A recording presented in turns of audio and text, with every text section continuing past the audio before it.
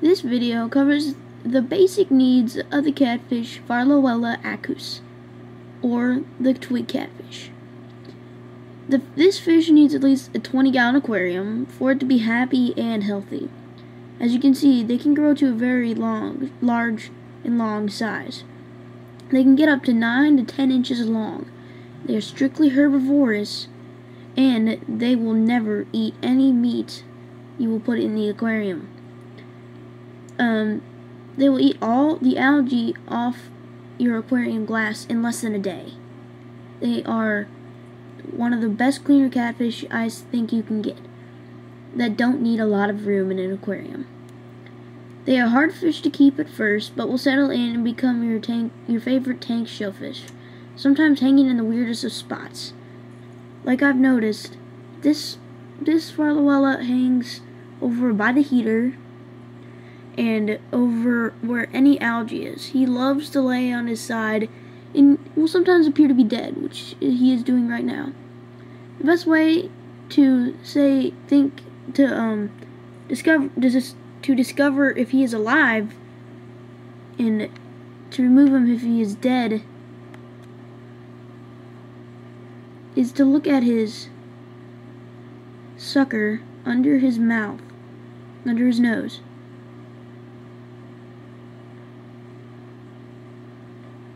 If you look at that and it's moving, he is definitely alive and okay. Right now, my Farlowella is checking out my zucchini I just put in there, and I think he's thinking about eating it. And I tie it down to a weight so it doesn't float away. That's what that is. And he loves it. He likes zucchini and cucumbers and lettuce. If you have algae discs, he'll eat that too. And he is a community fish. He doesn't harm anything. I keep him with some blood-eyed tetras and some neon tetras, and he is just fine with them. Doesn't matter to him if they're around. They can be bullied by larger fish, so do not put them with African cichlids or any other cichlids. Any other aggressive fish, bala sharks, Jack Dempsey's, don't put them with anything like that. They'll do much better if you keep them alone in their tank with community fish. You can put them with the same of their own kind, and they will clean very efficiently. And they can be, like I said, bullied very easily. I have a sun catfish who can't see right now, but he likes to pester him a little bit. But other than that, he's doing great in my tank, so I think he could do great in yours too. And he needs pretty good filtration and aeration in his tank, and smooth pea gravel. Nothing sharp. You don't want anything sharp. Some of these rocks are kind of sharp, but he'll do fine with big pieces of rock like this. Other than that, he'll be one of the most beautiful fish you have in your tank. Sexing is very difficult until they are of age, and you can see how, since they're big enough, you can see that behind the head, the females have a plumper area behind the head than the males do. I think I have a male right now. And you'll notice that they have a nose too. And that's why they are called the twig catfish. And make sure your tank is well heated to about 72 to 79 degrees Fahrenheit. Don't let it get too hot. Other than that, he'll be one of your greatest fish you'll ever have in your aquarium.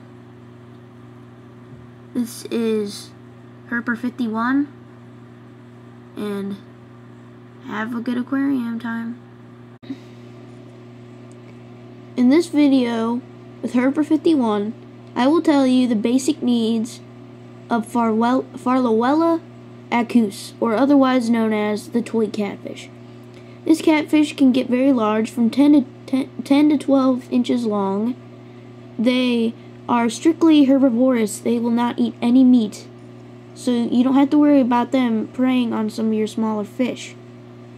They are very kind to other fish, like I said.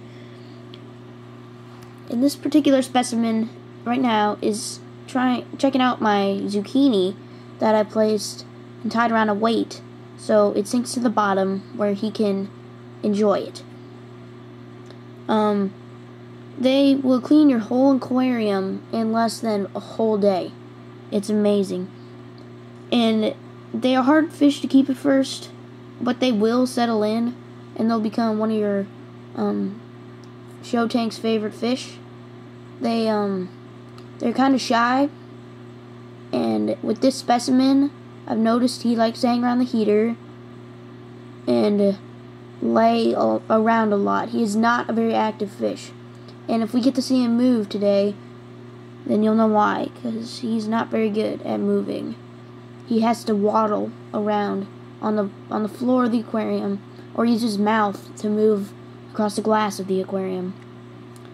And they will sometimes hang in the weirdest of spots that you could possibly think.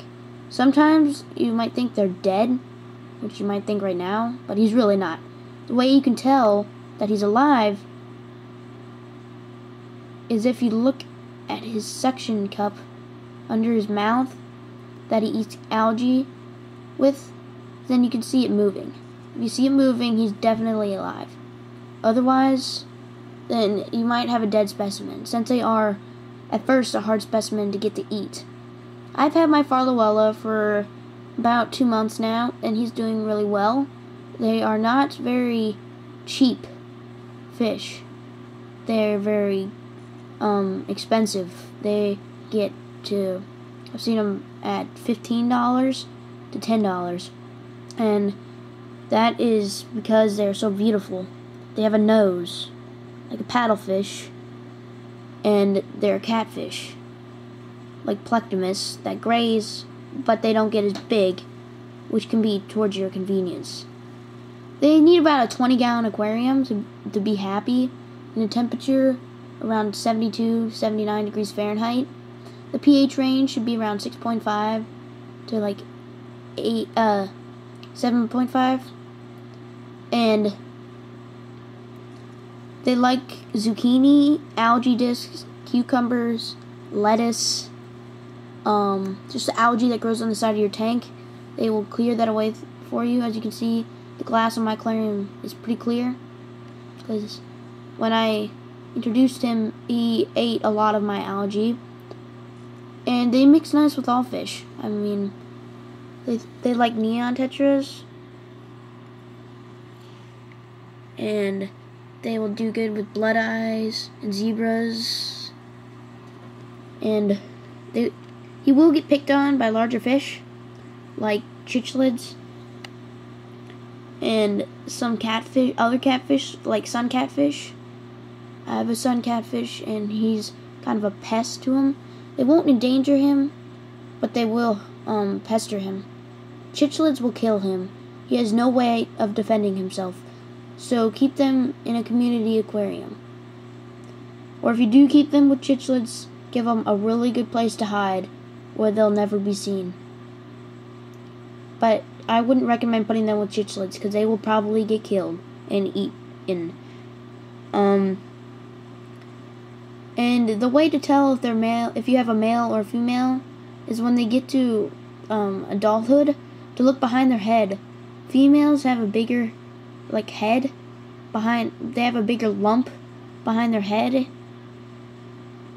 and they have, in males, they do not. They don't, and they're very hard to breed. I don't have any accounts of anyone ever breeding them. There you go. See, he likes his zucchini a lot, and as you see, they have trouble moving a lot. And he's just cleaning up the zucchini. Really likes it. And you can see I think I have a male specimen, and they don't get around very easily. Other than that, this is Herper51. Thank you for watching.